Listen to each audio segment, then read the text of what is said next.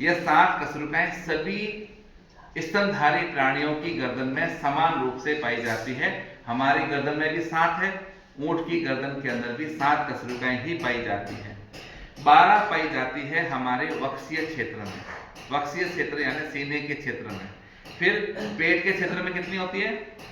5। और इसके बाद बाकी बची हुई जो होती है वो यहाँ पर अनुत्तरिक और सैक्रमी के रूप में यहाँ पर पाई जाती है। सबसे अंदर जो सबसे नीचे की होती है यह 5 और ये 4 कशेरुकाओं से मिलकर बनी होती है, जिससे यहाँ पर जॉइंट होती है। तो 1-2 यूनिट ये हुई और बाकी की यूनिट जो होती है ऊपर से नीचे की तरफ हो जाती है। इनको गिनेंगे तो 7 + 12 19 और 5 होती है। पेट वाले हिस्से में कटी क्षेत्र में कितनी हो गई? 24। तो 24 2 होती है, एक सेट ये, दूसरा सेट ये होता है। इस प्रकार से हमारे शरीर में पाई जाती है ये कशेरुकदंड। इसका कार्य होता है मेरु रज्जु की सुरक्षा करना, शरीर को सीधा रखना, सिर को धारण करना। सिर जो टिका रहता है, किस पे टिका रहता है? एटलस के ऊपर टिका हुआ है। इसी प्रकार से हमारे सीने के अंदर पाई जाती है कितनी? 12 जोड़ी पसलियां पाई जाती है। ये पसलियां पृष्ठीय भाग में जुड़ी रहती है, किससे? कशेरुकदंड से।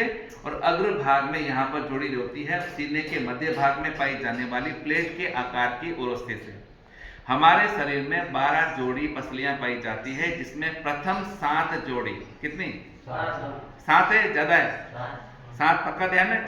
7 जोड़ी पसलियां जो पश्च भाग में कशेरुकदंड से और अग्र भाग में उरोस्थि से जुड़ी रहती है। 1 2 3 4 5 6 और 7 ये। तो ये जो पसलियां होती है इन्हें कहते हैं वास्तविक पसलियां कहते हैं। 8वीं, 9वीं और 10वीं, 8वीं, 9वीं और 10वीं, ये 3 पसलियां जो है, ये पसलियां यहाँ पर आपस में फ्यूज हो गई है। 8वीं, 9वीं, 10वीं, और ये 7वीं पसली के साथ में मिलकर उरोस्थि से जुड़ती है। इन्हें कहते हैं वर्टिब्रोकॉन्ड्रल पसलियां। और सबसे नीचे की जो 2 पसलियां हैं, 1 और 2, ये अधूरी है, पीछे से कशेरुकदंड से जुड़ी हुई है, लेकिन अग्र भाग में ये स्वतंत्र है। इन्हें कहते हैं फ्लोटिंग रिब्स कहते हैं। इन्हें कहते हैं प्लावी पसलियां, क्योंकि ये हिलती रहती है। यहाँ पर बिल्कुल नीचे की पसलियां होती है हमारी, ये 2 फ्री है। ऐसा क्यों माना गया है कि ये अधूरी है?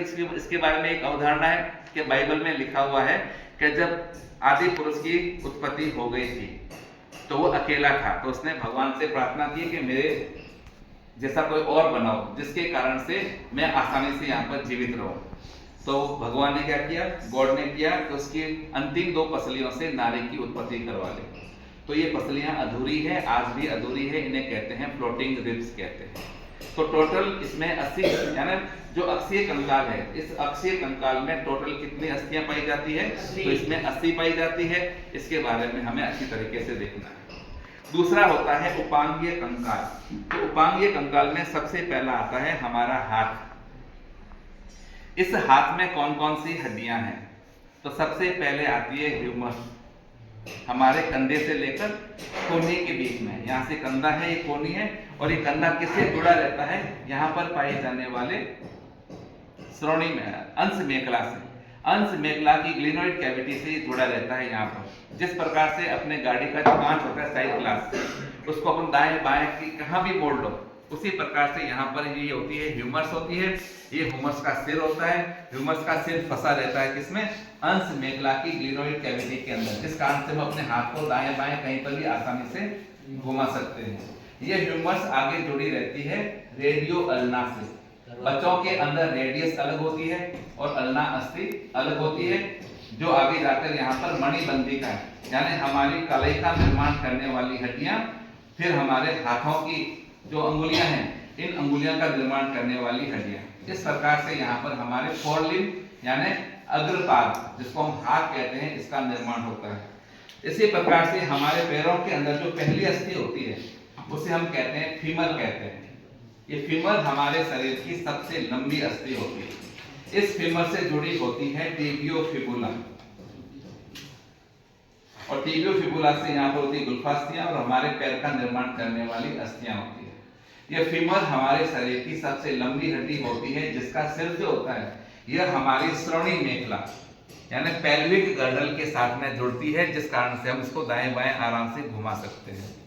हमारे फीमर और टिबियो फिबुला, इसका जो जॉइंट होता है यहाँ पर होता है हमारा घुटना। इस घुटने के ऊपर एक स्वतंत्र अस्थि पाई जाती है, इसे कहते हैं पटेला कहते हैं, यानी ढकनी जिसको हम सामान्य भाषा में कहते हैं, जो हमारे घुटने को ढकने के काम में आती है, तो यह पटेला है। यह पटेला अगर क्रैक हो जाती है तो दोबारा इसका निर्माण संभव नहीं होगा, तो पैर हमारा सीधा का सीधा रहता है।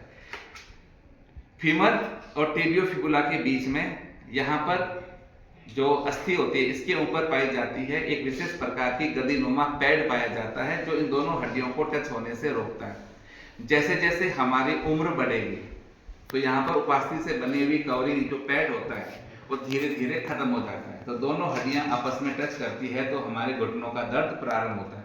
तो आज के टाइम में तो घुटनों के बारे में पता ही है कि आर्टिफिशियल घुटने लगाकर हम आराम से इस दर्द से छुटकारा पा सकते हैं।